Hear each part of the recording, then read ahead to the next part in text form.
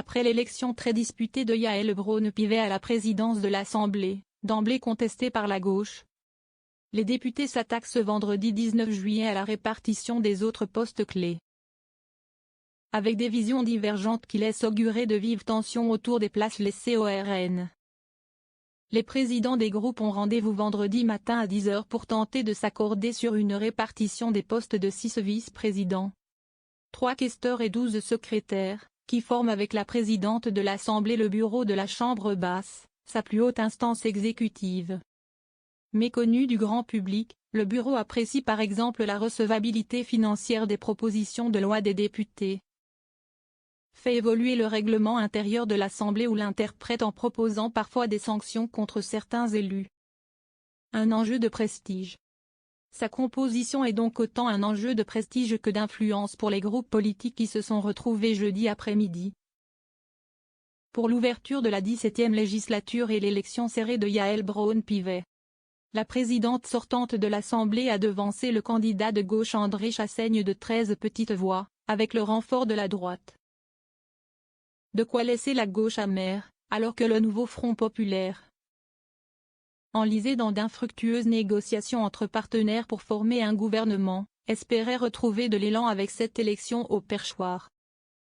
Dans ce climat tendu et incertain, difficile d'imaginer une entente vendredi entre une gauche qui souhaite exclure le RN des postes clés de l'Assemblée au nom du Front républicain, une extrême droite qui veut faire valoir son statut, et une Macronie divisée sur la question. En cas de désaccord, et s'il y a plus de candidats que de postes, l'Assemblée se préparerait alors à partir de 15 h à une longue série de scrutins, potentiellement à plusieurs tours. Retour sur investissement.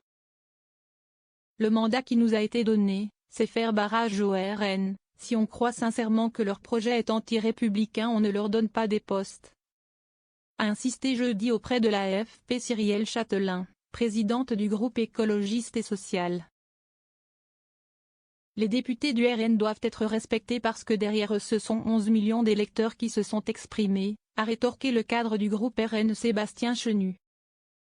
Pour le camp présidentiel, l'équation s'annonce plus complexe.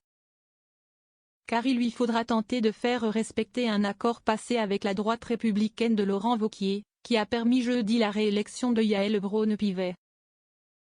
Et la droite attend un retour sur investissement.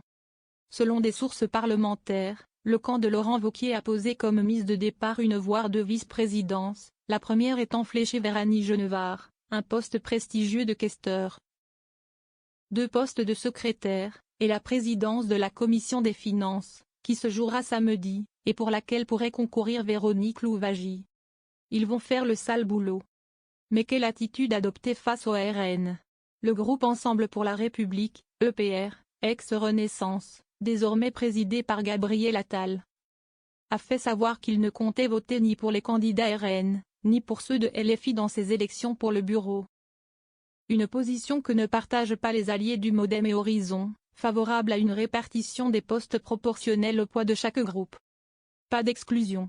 Dans la maison du peuple qu'est l'Assemblée nationale, chaque Français doit être représenté, a estimé jeudi le président du groupe Horizon Laure Marcangeli, prévenant que ses troupes agiront vendredi afin de faire en sorte que dans les institutions représentatives de l'Assemblée, chacun y trouve sa place.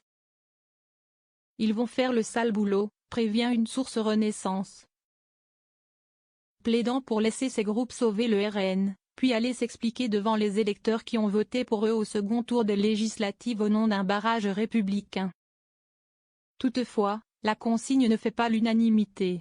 Je militerai pour qu'il n'y ait aucun blocage politicien dans l'élection des 6 vice-présidents, quelle que soit leur sensibilité, du RN à LFI, a prévenu sur X le député macroniste Carl Olive.